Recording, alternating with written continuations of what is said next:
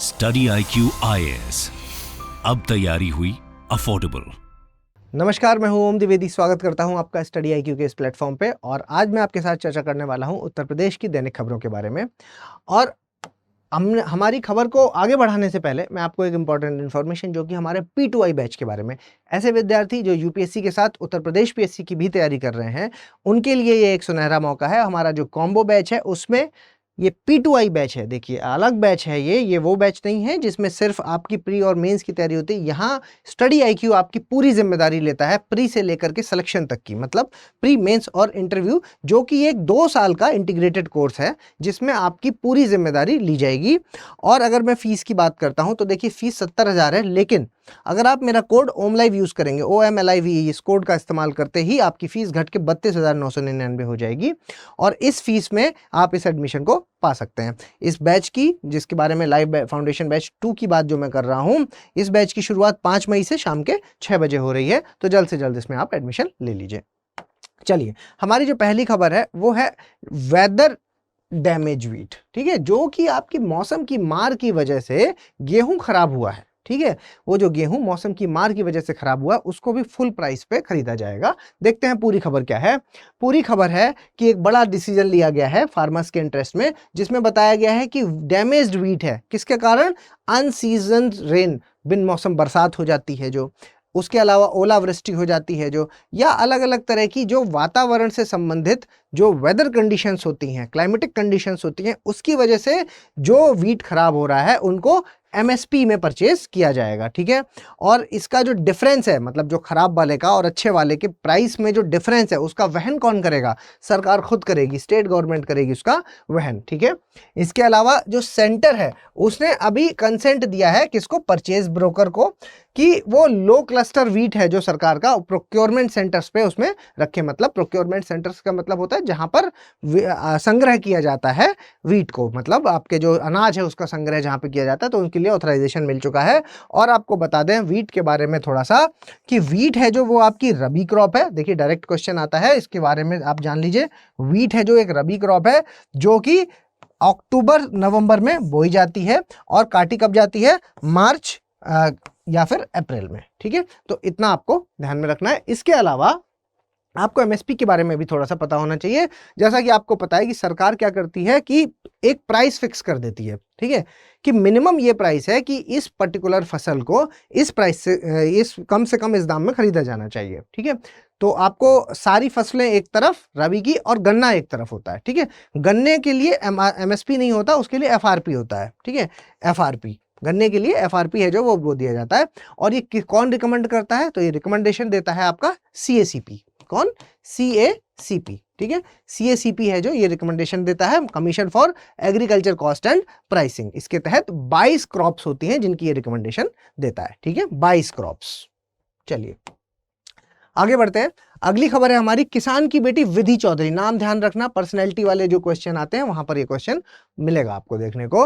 विधि चौधरी हैं जो, उन्होंने अंतरराष्ट्रीय छलांग लगाई है, मतलब कि एक इन्होंने एशियन जूनियर चैंपियनशिप है जो, उसका टिकट पक्का हो गया इनका।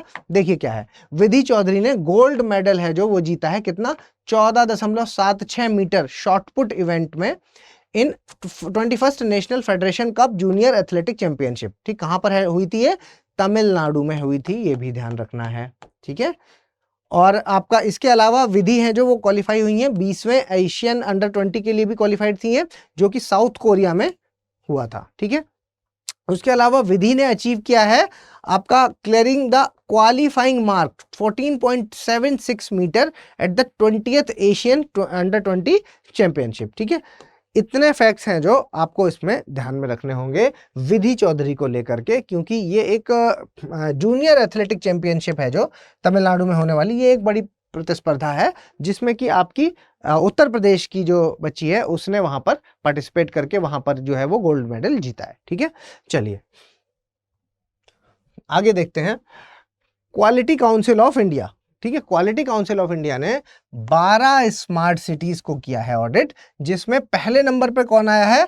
आगरा आया है। ठीक है, देखते हैं आगरा, याद रखना ये। ठीक है, उसके अलावा क्वालिटी काउंसिल ऑफ इंडिया ने 12 सिटीज को देश में पहली बार इसका डिक्लेयर किया है और इसमें से ओवरऑल 3 स्टार्स दिए हैं to Agra smart city on the basis of 5 star rating on the basis of 4 major parameters. ठीक है, 4 मेजर पैरामीटर्स के बेसिस पर इनको क्या है कि आगरा को क्या मिला है, आपका 3 स्टार रेटिंग दी गई है। ठीक, इसके अलावा अगर आप सेकंड पोजीशन में देखेंगे कि कौन है, तो सेकंड पोजीशन में है आपके चंडीगढ़। ठीक, चंडीगढ़ को सेकंड पोजीशन में रखा गया है। तो आगरा का नाम आपको ध्यान रखना है, आगरा का नाम इसलिए क्योंकि ये उत्तर प्रदेश से रिलेटेड खबरों की बात कर रहे हैं, प्लस हमारे जो यूपी पीसीएस को हम अगर टारगेट करेंगे तो यूपी की खबरों में आपका आगरा के बारे में पूछा जा सकता है। ठीक है, स्मार्ट सिटी ऑडिट प्रोसेस के बारे में अगर मैं आपको बताऊं तो देखिए, street lightning, traffic management, CCTV infrastructure, ये सारे हैं जो स्मार्ट सिटी में एग्जामिन्ड किए जाएंगे ऑडिट के अंदर। ठीक, ऑडिट जो हुआ है तो ये सारी चीज़ें वहाँ पर हैं या नहीं हैं, स्मार्ट सिटी कैसे घोषित करेंगे, तो ये सारी उसके पैरामीटर हैं।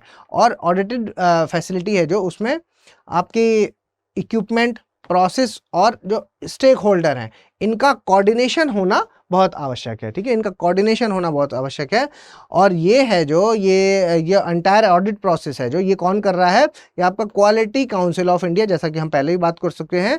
और क्वालिटी काउंसिल ऑफ इंडिया है जो ये किस मंत्रालय में आता है, ये ध्यान रखना है कि मंत्रालय कौन सा, ministry of urban housing and urban affairs. ठीक है, तो ये मंत्रालय का नाम आपको ध्यान रखना है। ठीक है, चलो आगे देखते हैं, अगली खबर देख लेते हैं। देखिए, तमिल संगमम के बाद काशी, आपको बनारस का नाम याद रखना है। ठीक है, जो काशी है वो होस्ट करेगी तेलुगु मीट को। ठीक है, तेलुगु मीट क्या है, पूरी खबर देख लीजिए कि आपका जो तेलुगु संगमम के बाद काशी, तमिल संगमम कहां पर, बनारस में। बस आपको ये याद रखना है कि बनारस में तमिल संगमम को होस्ट किया जाएगा। इसके तहत ये प्रधानमंत्री मोदी ने इनॉग्रेट किया और इसमें क्या है कि जो कई सारे आचार्य हैं वो इसमें अपनी स्तुति देंगे, जिसमें कि चारों वेदों के बारे में बताएंगे, स्रोत हैं जो वो वहां पर उसका उच्चारण किया जाएगा। ठीक है, चलिए आगे देखते हैं कुछ क्वेश्चंस के बारे में। Consider the following statement with regard to the minimum support price. अभी हमने देखा मिनिमम सपोर्ट प्राइस के बारे में। ये देखिए, ये अनाउंस करता है कौन, government of India at the beginning of the sowing season for all crops. सभी क्रॉप्स के बारे में बोने से पहले इसको अनाउंस किया जाता है, फसलों के बोने से पहले। It is based on the recommendation of the commission for agriculture cost and price. The minimum support price is fixed by the government of India 3 times a year। 3 बार इसको फिक्स किया जाता है। ठीक है, कौन सा करेक्ट है बताइए इनमें से। अगला देखते हैं, विधि चौधरी हैं जो who was recently in the news, is related to which sport, archery, shot put, squash या फिर टेबल टेनिस, किससे संबंधित है बताइए। अगला देखिए, consider the following statement about the smart city mission. The mission was launch on 15 August 2015। The total number of smart cities 10 है total state में। The audit ranking conducted by the quality council of India, Banaras stood the first in the country. Banaras को पहली rank मिली है। कौन सा statement correct है उसके बारे में आपको बताना है, जल्दी कमेंट बॉक्स में बताइए। और हमारा लास्ट क्वेश्चन है कि recently there was a discussion that Telugu Sangamam is being held in which of the city. कहां पर हुआ, कानपुर, बनारस, अयोध्या या फिर प्रयागराज में, कहां पर हुआ है ये बताइए। और मेरे ख्याल से इन्फॉर्मेशन आपको पसंद आई होगी। अगर ये पीडीएफ आपको चाहिए तो आप ये ओम द्विवेदी स्टडी IQ ये चैनल है मेरा, इस पर आप ज्वाइन कर लीजिए, मैं पीडीएफ शेयर कर दूंगा।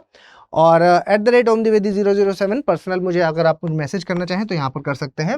उसके अलावा कुछ सजेशन देना चाहें तो कमेंट बॉक्स में आप सजेशन भी दे सकते हैं। जल्द मिलेंगे अपने अगले लेक्चर के साथ, तब तक के लिए धन्यवाद।